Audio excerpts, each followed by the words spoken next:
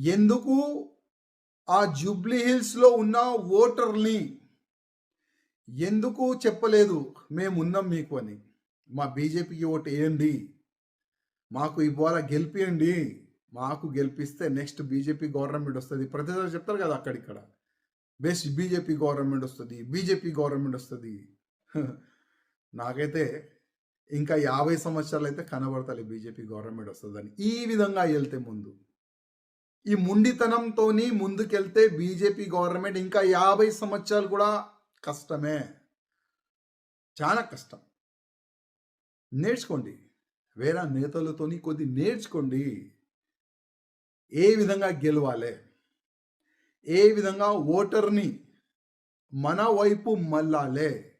నేర్చుకోండి. నేనేదైనా తప్పు చేస్తే, ఏదైనా తప్పు చెప్తే కూడా నన్ను క్షమించండి. కానీ బాధ ఉంది. కిషన్ రెడ్డి అన్న గారు, నా ఒక నివేదిక. రాజా సింగ్ మీ పైన కామెంట్ చేస్తుండు అని అనుకోవద్దు ప్లీజ్.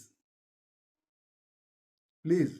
కానీ పార్టీ చనిపోతుంది తెలంగాణలో. కాపాడండి. పార్టీని కాపాడండి.